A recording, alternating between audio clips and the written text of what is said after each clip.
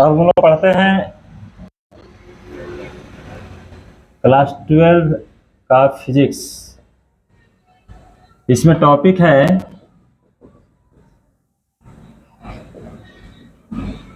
वैद्युत द्विध्रुव।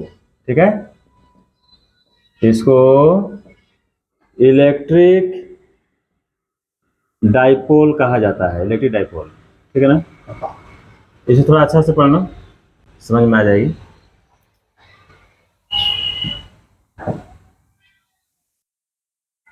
नाम से पता चलता है कि द्वि का मतलब तो दो होता है, द्वि प्लस ध्रुव। ये द्वि जो है अपना अर्थ दो रखता है, ये ध्रुव तो अपना ध्रुव है, पोल इसको बोलते हैं, दो बिंदु है। अब ये विद्युत से जुड़ा हुआ दोनों ध्रुव है। विद्युत का मतलब अब यहाँ पर बात करेंगे, विद्युत है क्या चीज। विद्युत द्विध्रुव, इसको लिखना होगा दो समान और विपरीत प्रकृति वाले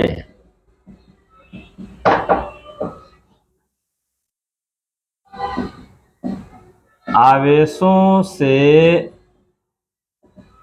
बनी निकाय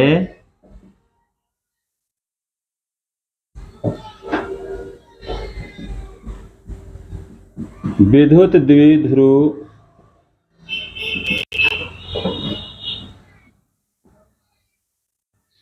कही जाती है। ये इसकी परिभाषा हो गई।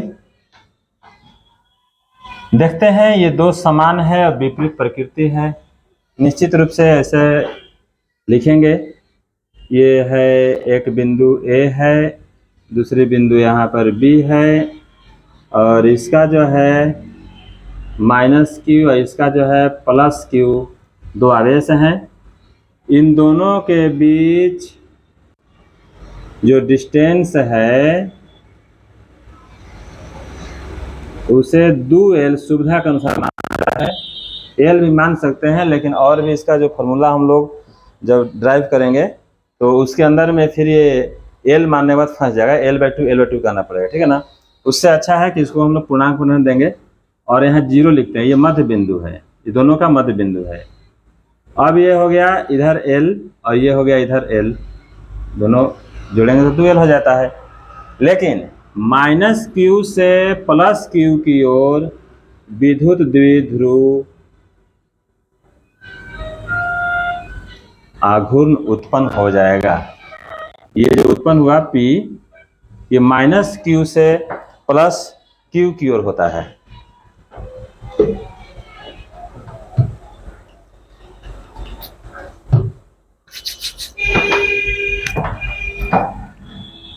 अब यहां देखते हैं कि माइनस Q के पास बिंदु का नाम है A। AB क्या है? AB का मतलब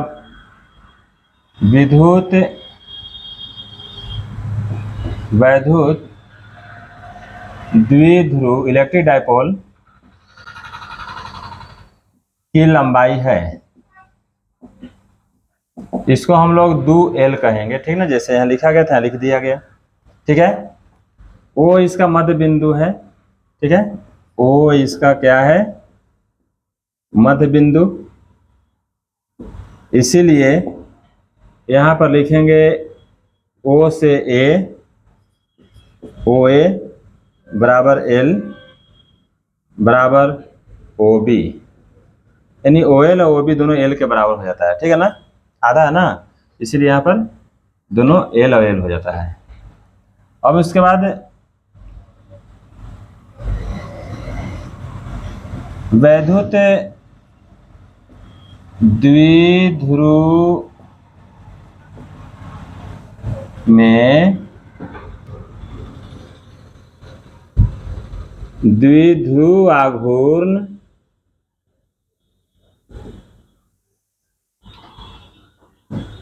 अवश्य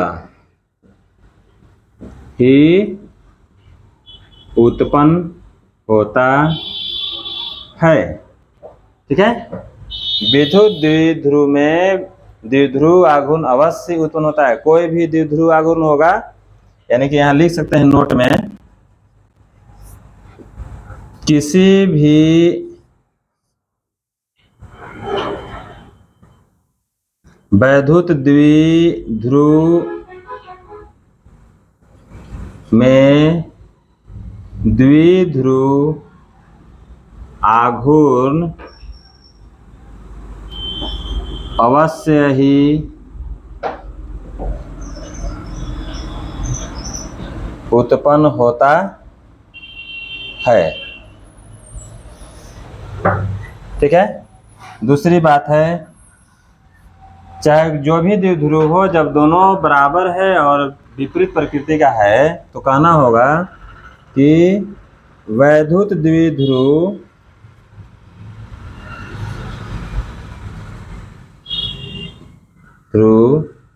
में कुल आवेश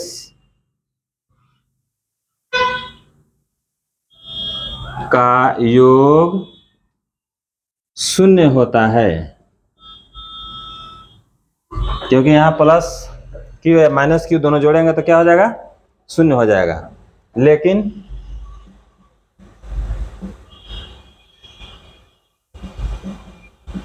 विद्युत क्षेत्र शून्य नहीं होता है।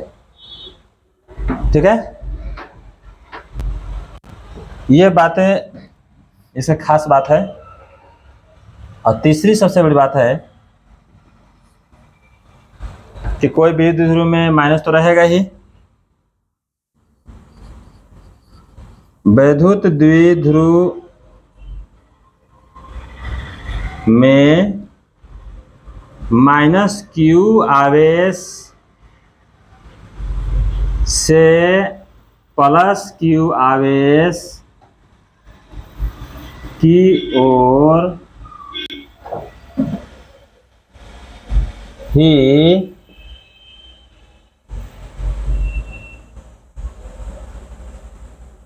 द्विध्रुव आघूर्ण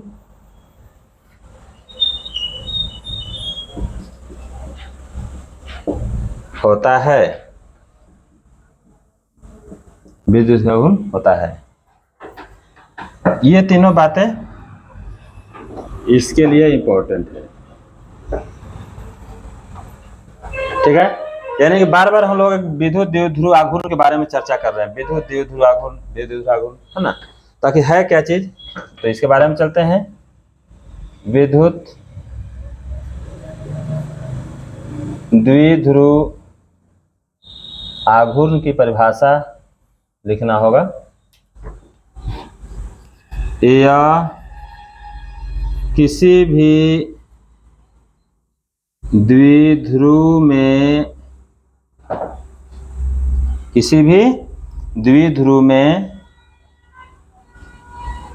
उसके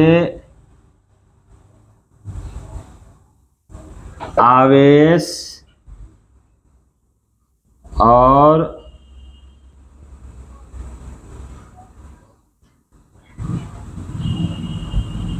दोनों आवेशों के बीच की दूरी के गुणनफल के बराबर होती है। मतलब ये हो गया कि अगर आघूर्ण बोल रहे हैं तो द्विध्रुव आघूर्ण में या किसी भी द्विध्रुव में, ठीक है, उसके आवेश से बना हुआ है और दोनों आवेश के बीच की दूरी, जो ड्यूअल है ना, ये दोनों को गुणनफल के बराबर होता है विद्युत द्विध्रुव आघूर्ण। ठीक है। तो यहाँ लिखेंगे, इसलिए वैद्युत द्विध्रुव आघूर्ण को लिखेंगे, आवेश इसका तो Q है और दोनों के बीच की दूरी है ड्यूअल। ठीक है ना।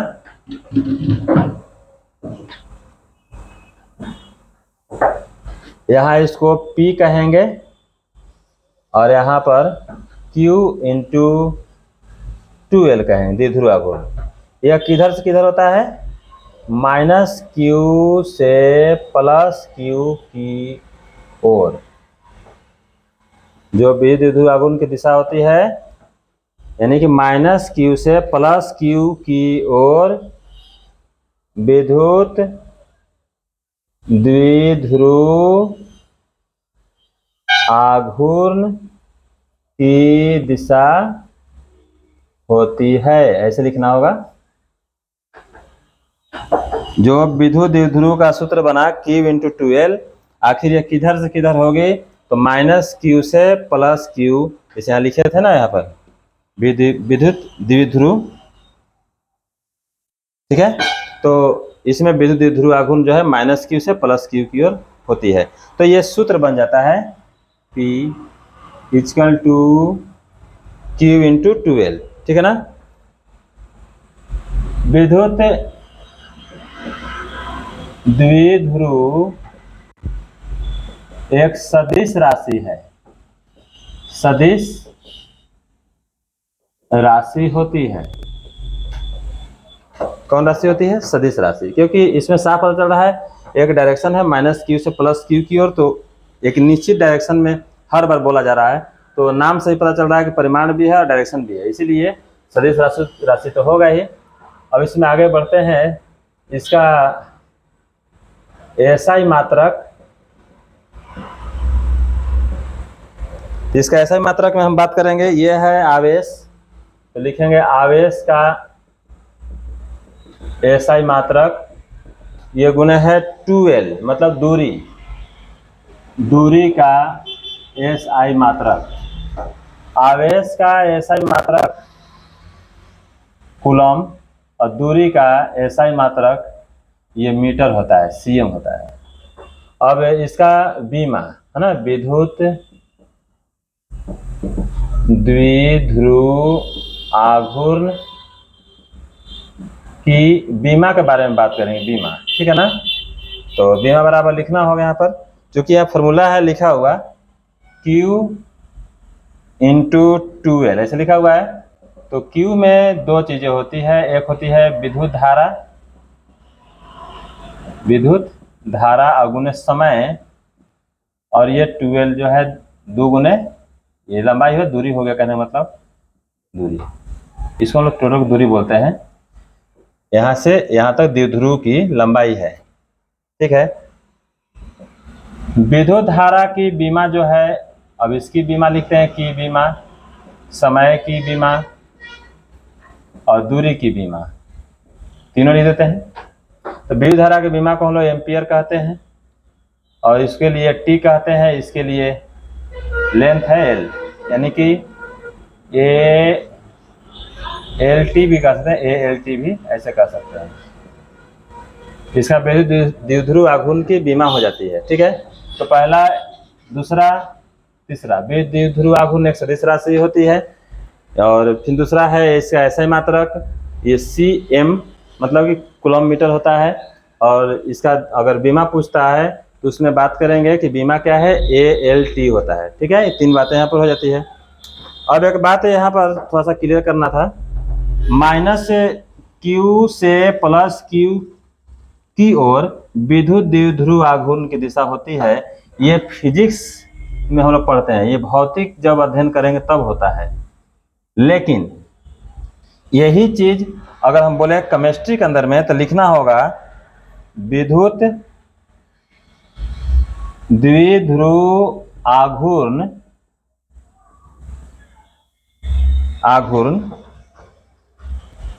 यहाँ माइनस क्यू से प्लस की ओर है, तो यहाँ लिखेंगे प्लस क्यू से माइनस क्यू की ओर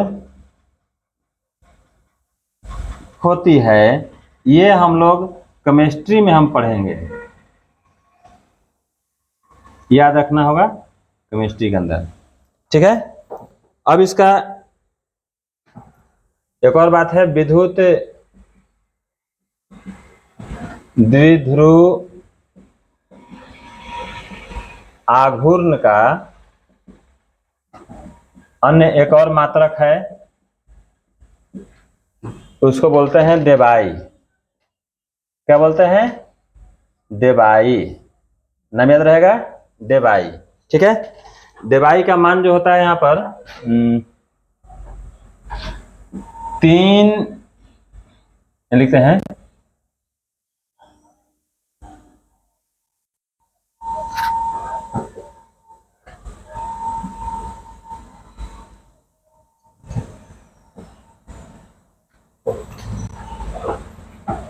एक डेबाई बराबर 3 गुने 3.3 गुने 10 के पावर -30, इसका ये जो कूलम है ना, कूलम और मीटर, ये माप होता है। ये भी एक याद करने की चीज है, एक अलग मात्रक है। ठीक है ना, डिवाइस समझाता है ना, इसको इंग्लिश में भी इसको लिखता है लोग ऐसे, DEBY, डिवाइस लिखा था इसमें। तो अभी हमने देखा कि विद्युत द्विध्रुव है क्या चीज। ठीक है ना, तो विद्युत द्विध्रुव फिर से देख लेते हैं। विद्युत द्विध्रुव में 2 ध्रुव होते हैं और वो ध्रुव दोनों का मान बराबर होते हैं, दोनों का प्रकृति अलग अलग होती है, विपरीत होती है मतलब, और दोनों के बीच की दूरी 2L से हम लिखते हैं। और सबसे बड़ी बात है कि विद्युत द्विध्रुव कोई भी हो, उसमें विद्युत द्विध्रुव आघूर्ण जरूर उत्पन्न होगा, और वह विद्युत द्विध्रुव आघूर्ण जब उत्पन्न होगा तो हमेशा माइनस आवेश से प्लस आवेश की ओर होगा। ठीक है, उसके बाद इसमें हम एक और नोट में लिखे थे कि कोई भी विद्युत द्विध्रुव होगा उसमें द्विध्रुव आघूर्ण जरूर उत्पन्न होगा। अगर वह विद्युत द्विध्रुव है तो उसमें विद्युत द्विध्रुव आघूर्ण जरूर उत्पन्न होगा। ये अवश्य बातें होगी, ये 1 2 3। दूसरा है विद्युत द्विध्रुव में कुल आवेश अगर जोड़ेंगे तो जितना प्लस उतना ही माइनस है, तो रिजल्ट तो उसका 0 होगा यहाँ पर। और उसमें अगर विद्युत क्षेत्र की बात कहें तो उसका विद्युत क्षेत्र 0 कभी नहीं होगा। ठीक है, 0 नहीं होगा। अब अगला बात है विद्युत द्विध्रुव में -q आवेश से +q आवेश की ओर, ये बार बार हम बोलेंगे ताकि यही जो है आगे जब इसका और भी डेरिवेशन प्राप्त करेंगे तो ये बहुत काम आने वाली चीज है। विद्युत द्विध्रुव में -q से +q आवेश की ओर ही विद्युत द्विध्रुव आघूर्ण होता है, यानी लगता है। अब इसमें बार बार ये बात जब आ गई थी कि ये होता क्या चीज है, तो विद्युत द्विध्रुव आघूर्ण की परिभाषा जब लिखेंगे तो लिखना होगा कि यह किसी भी द्विध्रुव में उसके आवेश और उन दोनों आवेशों के बीच की दूरी, आवेश और उनके बीच की दूरी का गुणनफल के बराबर होता है, गुणनफल का बराबर होता है। अब यहाँ देख रहे हैं विद्युत द्विध्रुव आघूर्ण के लिए यही परिभाषा पर यहाँ बैठाते हैं, आवेश के लिए Q बैठा दिए और दोनों आवेशों के बीच की दूरी के लिए ये 2L बैठा दिए। अब इसको हम P कहते हैं, तो P बराबर लिखेंगे Q × 2L। ठीक है, और ये जब भी काम होगा कि किधर से किधर काम करेगा, तो ये बात जो यहाँ थी यहाँ पर लिख दिया गया है, -q से +q की ओर विद्युत द्विध्रुव आघूर्ण की दिशा होती है। अब इसका हम फिजिकल चीज पढ़ रहे हैं, इसीलिए ऐसा होती है। अगर इसका हम केमिकल स्टडी करेंगे तो उसमें हमको जस्ट उल्टा बात मिलेगा, +q से -q की ओर होती है। केमिकल जो प्रॉपर्टी होगा उसमें वो बात आती है। अब आगे चलते हैं कि यह कैसा राशि है, सदिश राशि है। सदिश का मतलब ही होता है सदिश, प्लस दिश, यानी कि वैसा भौतिक राशि जिसके अंदर में परिमाण तो खैर सभी राशियों में होता ही है, डायरेक्शन की कोई गारंटी नहीं होती है, लेकिन जिसमें डायरेक्शन की गारंटी है वह सदिश है। जैसे अब इसमें हर बार ये बोली जा रही है कि -q से +q की ओर, -q से +q की ओर का मतलब ये होती है कि डायरेक्शन इसका कुछ मेन फैक्टर है, यानी इसमें दिशा है। तो इस राशि के अंदर परिमाण तो है ही, दिशा भी हो जाती है, इसीलिए इसे हम लोग सदिश राशि भी कहेंगे। ऐसा ही मात्रा की बात बोला जाए तो इसमें 2 चीजें हैं, यहाँ देखेंगे कि एक चीज है आवेश, दूसरा चीज है दूरी। तो यहाँ पर आवेश का ऐसा मात्रक और दूसरा है दूरी का ऐसा मात्रक। ऐसे दू इसमें गुना है, दू का ये अचर मान है, इससे कोई मतलब नहीं है, ठीक है ना। तो यहाँ पर दूरी का ऐसा मात्रक एक होता है कूलम और दूसरा होता है मीटर, तो कूलम मीटर हो जाता है। अब विद्युत द्विध्रुव आघूर्ण के बीमा के बारे में बात करेंगे। तो बीमा जो है खास करके कोई भी तरह का अगर हम बीमा राशि का प्राप्त करते हैं तो उसका वह जो क्या नाम है उस मूल राशि में उसको हम लोग व्यक्त करते हैं। जैसे ये क्यू है, तो हम लोग वास्तव में धारा के जो परिभाषा पढ़े होंगे, तो धारा में हमको क्या मिला था कि आवेशों के प्रवाह के दर है ना, आवेश प्रवाह के दर नीचे समय होता है। तो अगर आवेश के बारे में बात करेंगे तो आवेश बराबर हो जाएगा ना धारा और गुने समय, ठीक है। ये जो चीज है यहाँ पर लागू हो जाती है, यानी आवेश को हम लोग क्यू बोलते हैं, धारा को हम लोग आई बोलते हैं ना आई, और यहाँ समय को टाइम बोलते हैं, ठीक है। तो यही चीज को धारा को हम लोग एम्पियर द्वारा व्यक्त करते हैं, ठीक है। तो विद्युत धारा गुने ये इतना दूर जो है ना, ये क्यू का वैल्यू है, विद्युत धारा और गुने समय। तो बीमा निकालना था, इसलिए सबके लिए हम बीमा लिख दिए, विद्युत धारा की बीमा गुने समय की बीमा, और यहाँ गुना है, और ये 2L है, तो L 2L हो, 3L हो, 5L हो, है तो L ही, इसलिए L को हम लोग दूरी बोलते हैं, तो दूरी की बीमा कहेंगे। A, T और L, A for ampere, T for time और L फॉर लेंथ, तो ALT इसका बीमा हो जाती है। और अन्य एक मात्रक है जो कहीं कहीं प्रयोग होता है, विद्युत द्विध्रुव का आघूर्ण का जो अन्य मात्रक बनाया गया है उसका नाम है डेबाई। ये डेबाई जो है ये इसमें हम देख रहे हैं कि 3.3 गुने 10⁻³ कूलम मीटर के बराबर होता है, ठीक ना। जैसे किलोग्राम होता है, ग्राम होता है, पता है ना। तो किलोग्राम मतलब 1000 ग्राम के बराबर होता है, ठीक है। यानी 1 किलोग्राम में 1000 ग्राम लाना होगा। उसी प्रकार से एक डेबाई के अंदर में इतना जो है कूलम मीटर जो है हमको विद्युत द्विध्रुव आघूर्ण लाना होगा, ठीक है। यह उत्पन्न होता है। अब आगे हम लोग पढ़ेंगे इसके कारण, विद्युत द्विध्रुव के कारण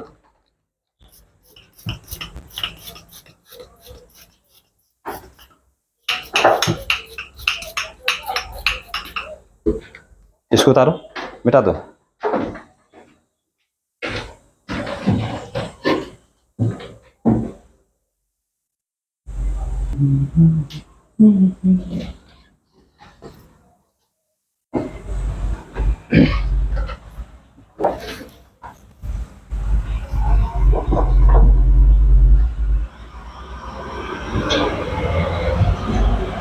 चलिए अभी हम लोग देखें कि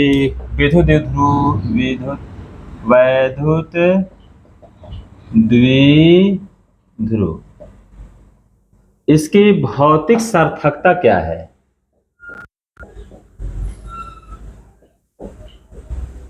हम लोग इसका फिजिकल जो मीनिंग पढ़ना चाहेंगे, आखिर क्यों पढ़ते हैं। और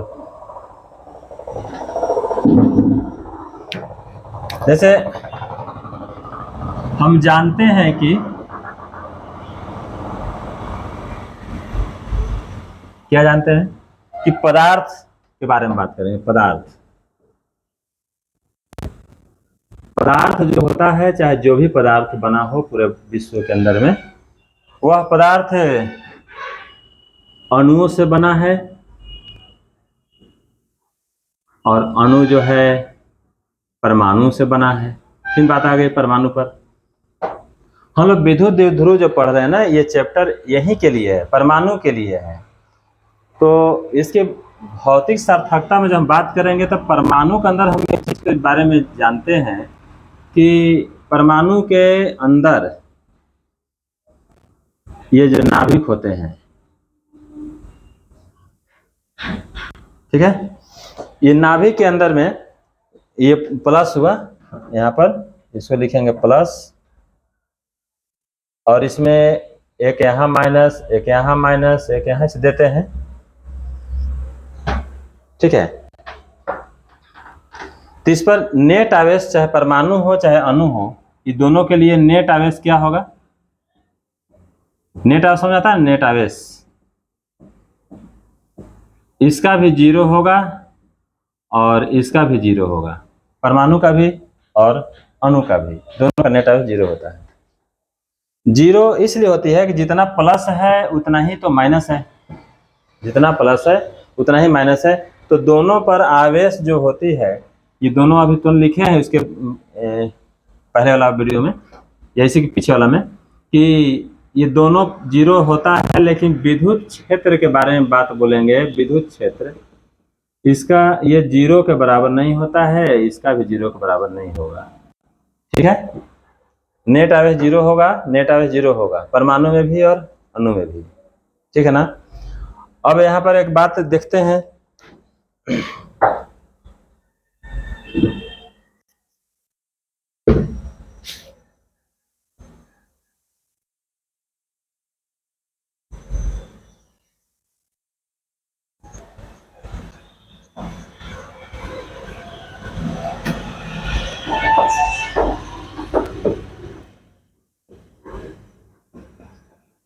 परमाणु में जब पॉजिटिव और निगेटिव आवेश समपाती हो, चाहे आवेश का केंद्र लिखते हैं, केंद्र सबसे बढ़िया रहेगा, केंद्र, केंद्र समपाती हो, तब पॉजिटिव आवेश और निगेटिव आवेश के बीच की दूरी है ना, ये कितना हो जाएगा, जो 12 अभी लिखते थे ना, अभी 12 इसके पहले वो 0 हो जाएगा। इसीलिए इनके बीच उत्पन्न विद्युत द्विध्रुव आघूर्ण कितना हो जाएगा, तो आवेश आगुने 12, आवेश जो भी हो Q तो लिखेंगे, लेकिन डुअल जो है यहाँ पर 0 हो जाता है, ये कितना हो जाएगा 0। तो परमाणु के अंदर, परमाणु की जब बात बोलेंगे, ये द्विध्रुव, इसके अंदर में कितना द्विध्रुव आघूर्ण कितना हो जाएगा 0 हो जाएगा। ठीक है, लेकिन जब इसी परमाणु को, जैसे ऐसे परमाणु रहता है, अभी कहीं पर इसका कोई क्षेत्र नहीं है, ऐसे है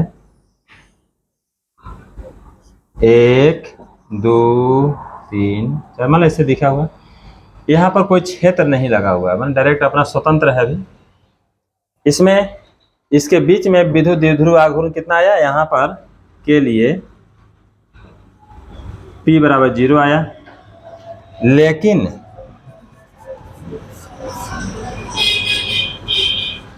जब परमाणु को किसी बाहरी विद्युत क्षेत्र मतलब अंदर से ठीक है, बाहरी की दुनिया इसे बिगाड़ेगा, ठीक है, बाहरी विद्युत क्षेत्र के में रखते हैं, क्षेत्र के बीच में रखते हैं, क्षेत्र के बीच में रखते हैं। अब समझ में आ गया होगा कि कोई परमाणु, अब एक इधर से एक क्षेत्र है, इसको ई बोलते हैं, ठीक ना, एक इधर से भी क्षेत्र है, ये ई बोलते हैं, और ये दोनों के बीच में ये जो शेप दिख रहा था ना गोल, अब ऐसे ही नहीं रह जाएगा। जब परमाणु को किसी बाहरी विद्युत क्षेत्र में रखते हैं, तब इनके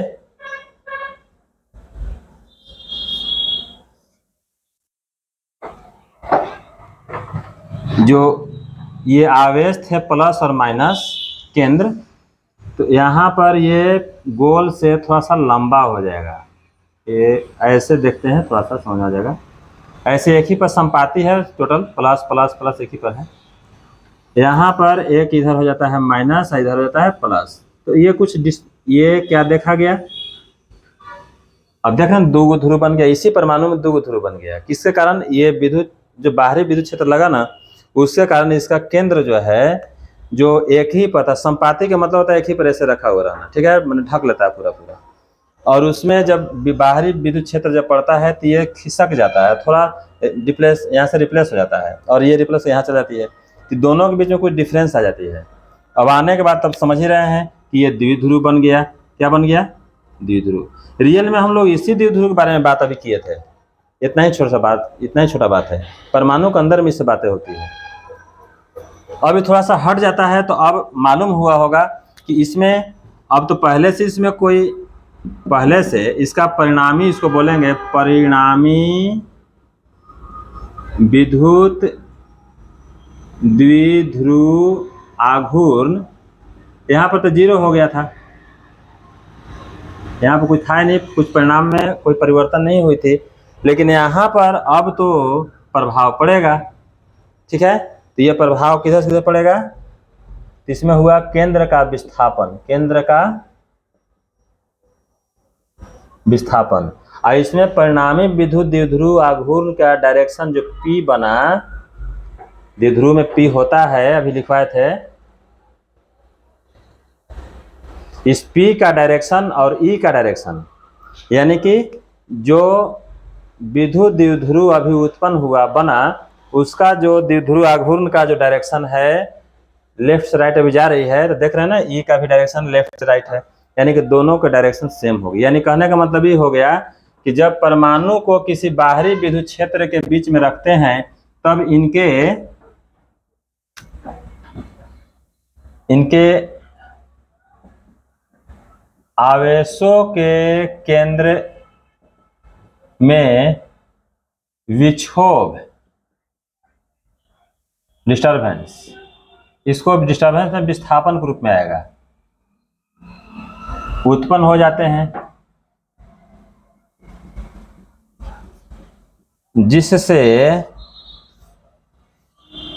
ये जो परमाणु है ना, विद्युत द्विध्रुव बन जाती है, जिससे यह परमाणु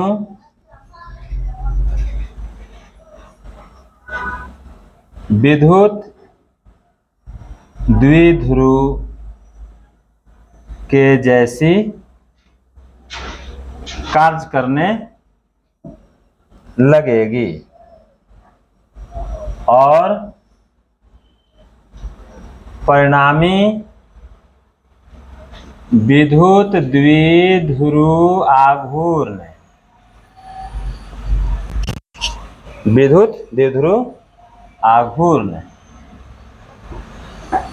की दिशा, याद रखना होगा, परिणामी विद्युत द्विध्रुव आघूर्ण की दिशा ये बाहरी विद्युत क्षेत्र की दिशा की ओर होगी ना, बाहरी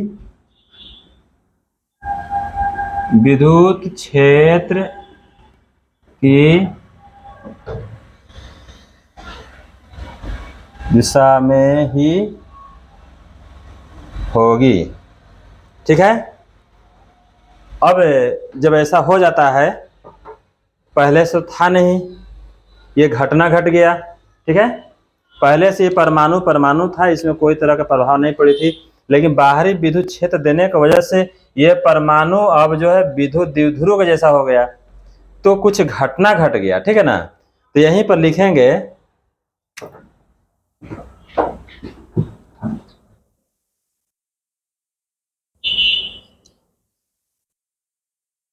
विद्युत क्षेत्र की दिशा में, विद्युत क्षेत्र दिशा में जो लिखे थे, इसी पे नया परिभाषा बनता है कि विद्युत क्षेत्र की दिशा में, इसको साफ करते हैं, ऐसे हम बोल रहे हैं ना, उसको लिख लेना, कुछ कहीं कहीं अक्षर घबरा रहा है। विद्युत क्षेत्र की दिशा में परिणामी द्विध्रुव आघूर्ण, परिणामी द्विध्रुव आघूर्ण उत्पन्न होती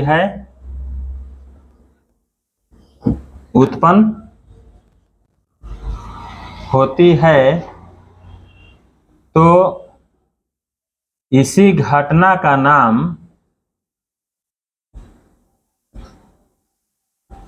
ध्रुवण रखा गया है। क्या रखा गया? पोलराइजेशन।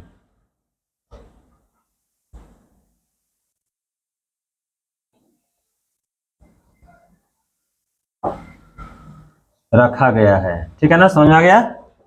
ध्रुवण। अब परीक्षा में ये पूछता है कि ध्रुवण क्या है, तो स्पेशली इसके लिए हम लोग ध्रुवण की जो परिभाषा लिखते हैं तो लिखना पड़ता है कि किसी भी परमाणु के बाहर अगर कोई विद्युत क्षेत्र लगाते हैं तो उस बाहरी विद्युत क्षेत्र के कारण, ठीक है, ये जो परिणामी जो विद्युत क्षेत्र हो गया यहाँ पर, परिणामी जो यहाँ पर विद्युत द्विध्रुव आघूर्ण उत्पन्न हुई, तो ये जो उत्पन्न हुआ, इसी उत्पन्न होने की घटना को हम लोग ध्रुवण बोलते हैं। पहले से ध्रुवित नहीं था, एक ही पर दोनों था, ठीक है, दोनों दो जातियाँ थी, दोनों एक ही पर थी, लेकिन जब दोनों अलग अलग अपना जो है स्थान बना लिया तो ध्रुवण हो गया। अब इसमें मिटाते हैं।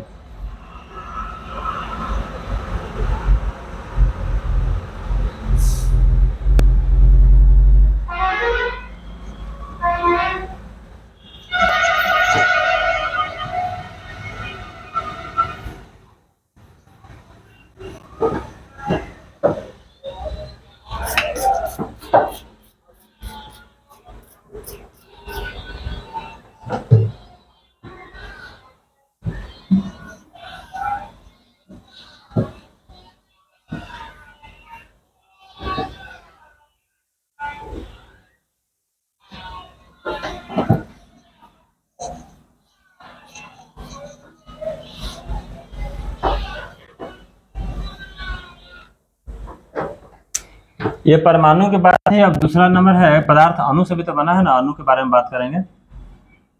मोलेकुल।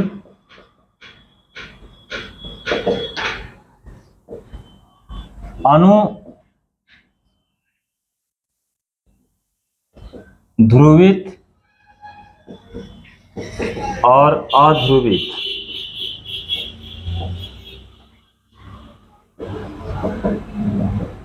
दोनों रूप में होती है।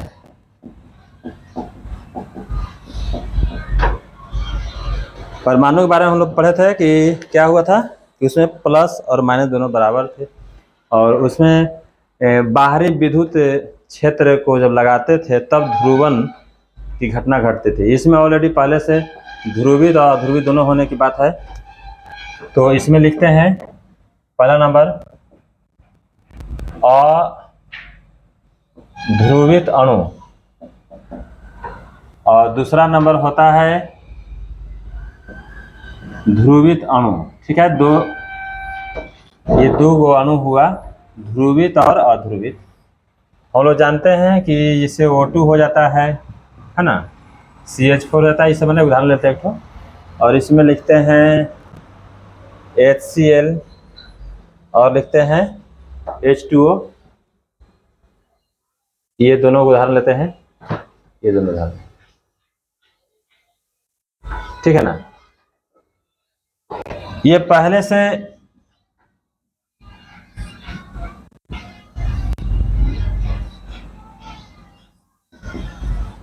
बाहरी विद्युत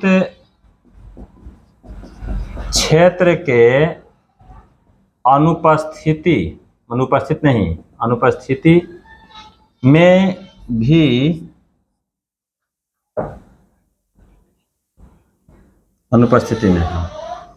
अनुपस्थिति में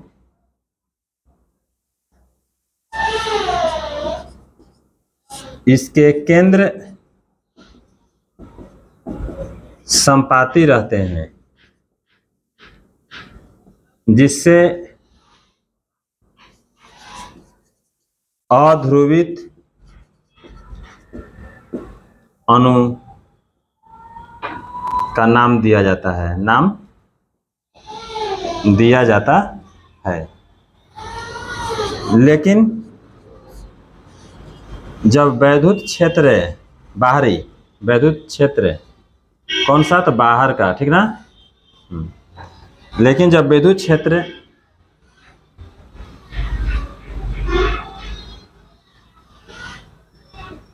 दिया जाता है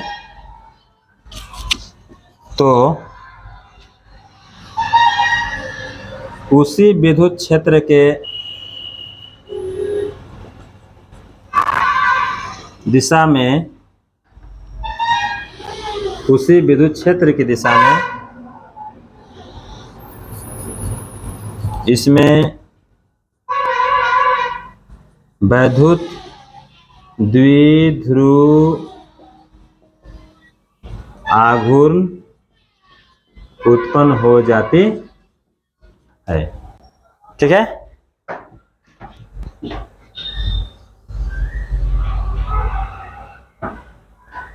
और ध्रुवित में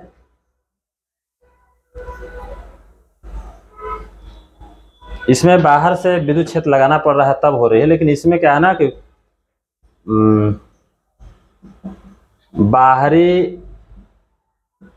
विद्युत क्षेत्र के अनुपस्थिति में भी, मतलब बाहरी विद्युत क्षेत्र अगर नहीं रहेगा उसमें भी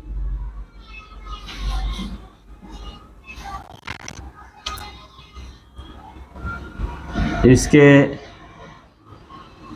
पॉजिटिव और निगेटिव परमाणु के अंदर होता है केंद्र विस्थापित रहते हैं, जिससे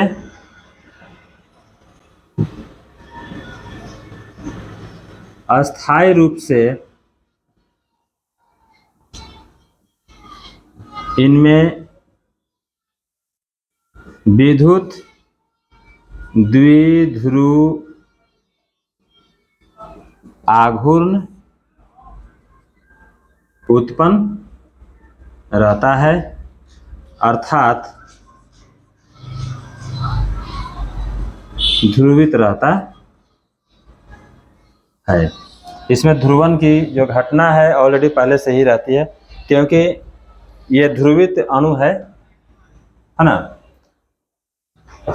अब इसमें थोड़ा सा समझ लेते हैं।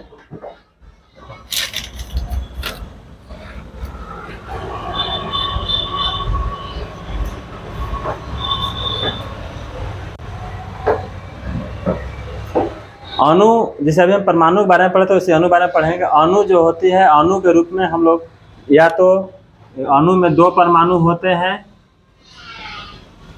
या फिर 2 से अधिक परमाणु होते हैं। 2 से अधिक, दोनों परमाणु होते हैं। 2 से अधिक परमाणु का मतलब 2 तरह के परमाणु भी हो सकते हैं। तो इन सब से अणु बनता है। जैसे यहाँ पर देखते हैं ना कि CH4 2 तरह का परमाणु है, एक अणु बना है। O2 O एक ही जैसा परमाणु से है ना, O2 है ना, O2 इसमें O और O मिल करके O2 बना है ना। इसमें ये परमाणु, ये दोनों समान परमाणु से मिल करके एक अणु बनाया है। इसमें कार्बन है और हाइड्रोजन है, ये दोनों 2 तरह के परमाणु बना करके एक CH4 का निर्माण किया है। ये एक अणु बना, ये अणु है। यहाँ ये दोनों परमाणु का मॉडल में है ना बात है।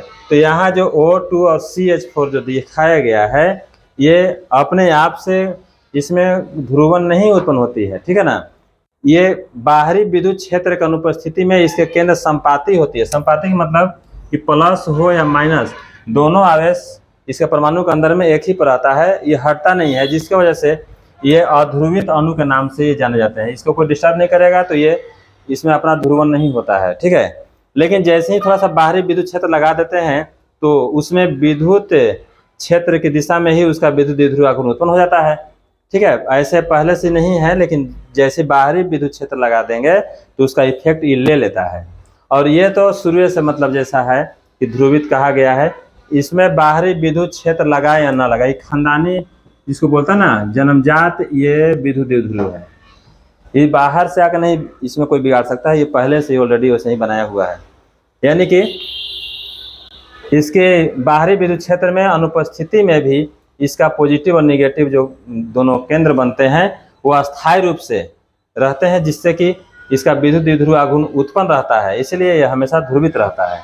तो हम लोग इसे HCl हाइड्रोक्लोरिक अम्ल और H2O जिसे लेते हैं, ये दोनों उदाहरण है इसका, है ना। ठीक है, इसके बारे में और आगे पढ़ेंगे। इसमें विद्युत द्विध्रुव का इफेक्ट अक्ष पर और बिना अक्ष पर, है ना। सुधारिए।